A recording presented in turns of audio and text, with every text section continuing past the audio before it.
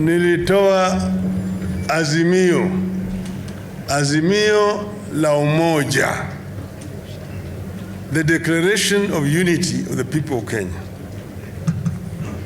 And I want to begin today by stating that we come here with a message of unity, reconciliation, tolerance, and hope. We said in Nakuru on Tuesday, and we will say it again here.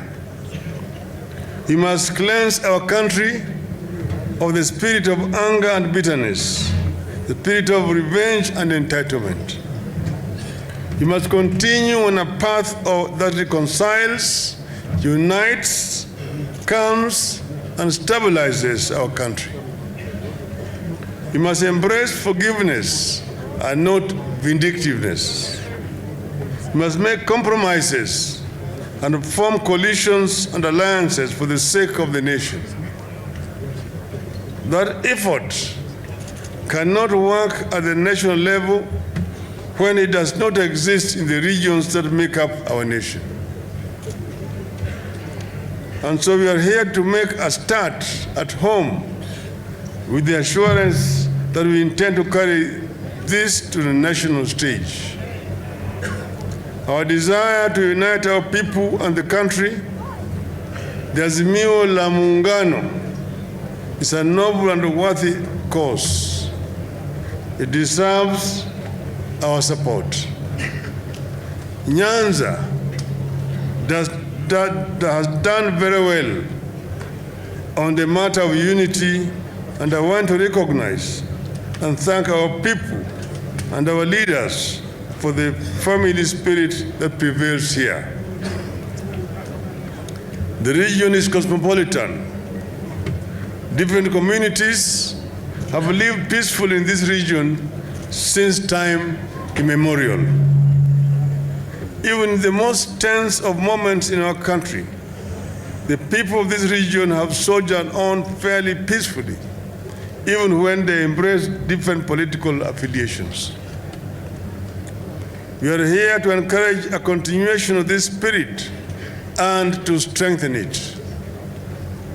But unity can only be as good as the purpose for which it is intended. This time, therefore, we want to explore how to turn the peace into prosperity and economic empowerment of this region. We do this well aware of the efforts the county governments have made to ensure a shared plan for the regional prosperity and stability. We are here to complement those efforts and to help do more. This region, like other parts of the country, is feeling the pain of COVID-19. People lost loved ones, incomes, and jobs. It is our wish that we use these losses and the pain as eye-openers on what we must do here and in other parts of Kenya to build resilient and sustainable livelihoods. Nyanza, as a region, is endowed with diverse resources. We have cash crops like tea, coffee, tobacco, and sugarcane. Minerals like gold, copper, and soapstones. Livestock, fish, and an array of food crops. With adequate support, our people should be able to do farming on a commercial scale. So far, we have only scratched the surface with regard to production of food crops and cash crops.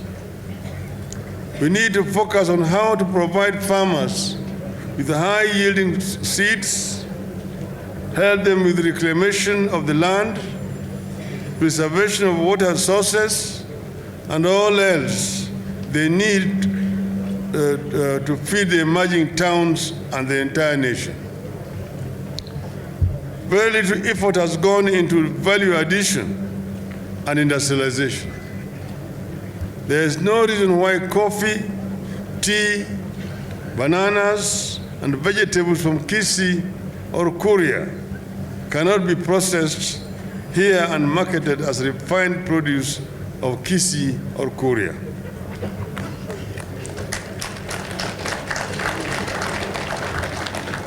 With a better and unified approach to development, we could drastically turn this region around by developing the homegrown industries like soapstone that have accorded livelihoods to our people, but at very subsistence level. The dream of investment in skills and rural transformation for local industrialization could easily begin here.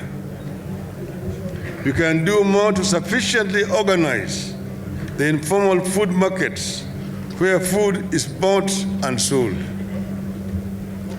Mothers don't need to make do with the congested spaces as they do today.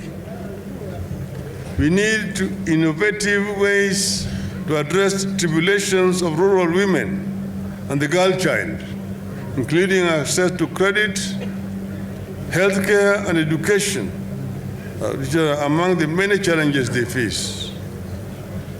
Empowering women is key to the well-being of individuals, families, and overall economic productivity.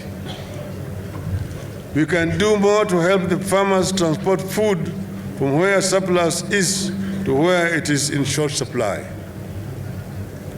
Sugarcane farming, which has long been the lifeline of this region, has to be addressed comprehensively and changed radically. As it is today, sugarcane farming impoverishes instead of empowering the farmers. This region remains deficient in infrastructure, especially with regard to access roads to farms and markets and access to reliable and affordable electricity. Our capacity for blue economy remains grossly underutilized. Lake Victoria has much more to offer than just fish. We have not fully explored the lake's capacity for tourism and maritime transport and aquaculture, among others. Even if we limit ourselves to just fishing, our fishermen are still frustrated by insecurity and lack of modern fishing methods and equipment. As a region, we need to explore innovative ways to support the creation and growth of small and medium enterprises, particularly youth-owned businesses.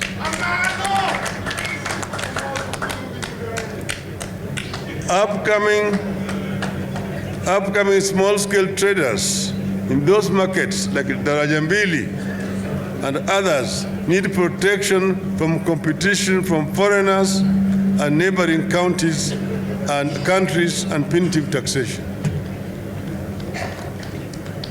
We need to enhance investment in ICT and digital infrastructure, support communication and businesses, especially those owned by the youth. We have not done enough to identify and support development of skills and talents, especially among the youth.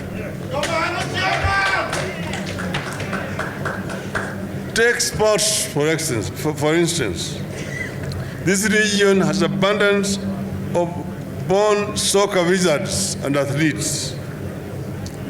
Young boys and girls who, with just a little support, will easily make it to the big leagues. But they are mostly on their own. The community football clubs here are struggling and sport facilities are wanting. We need a rethink.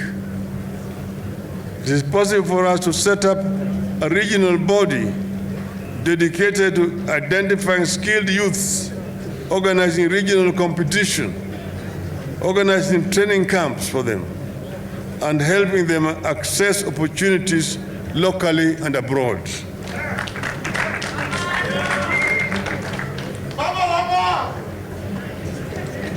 Awinji.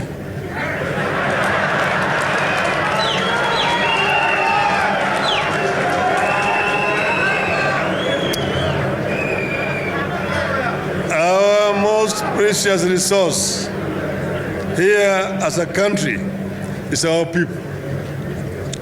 The healthier the people, the stronger we are, and better our ability to grow from our own efforts. We need to pool efforts and resources to ensure that the region has a robust primary public health care system, starting from the family level to the public health care delivery system as a whole. As a region that borders other countries, we are particularly vulnerable to policies of our neighbors. We have seen that during this pandemic and with regard to security, our people receive foreigners whose status are unknown. We therefore need to invest in health and security infrastructure that can withstand attacks. We need to always put our heads together to ensure substantial increase in the number of medical institutions, medical staff, clinics and hospital beds, and access to a diverse choice of quality and healthy foods. Parents in this region, just like parents in the rest of the country, treasure the education of their children. We join them in this. But recent policy changes, like the 100% transition, which we fully support, require that we do more for education. Schools are bursting at the seams. The recommended teacher-student ratio is failing, and that will have consequences for our children. You have to institute partnerships between national and county governments to address the issues of infrastructure in schools without wasteful and unnecessary duplication.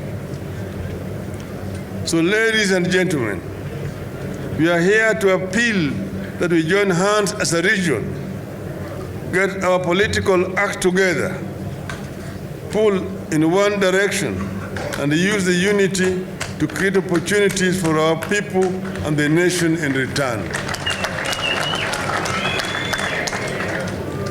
If we are able to pull together as a region, identify our priorities together, back it up with political goodwill and unity, nothing will stop us from addressing the development needs of our people. Already, our governors have started us off in this direction by coming together as a Lake Region Economic Bloc. That declaration needs to be cascaded to our villages and homes. It must be strengthened through concrete actions that uplift the lives of our people. With unity, we can achieve it. Let us join hands and work together as a region and as a country. I thank you.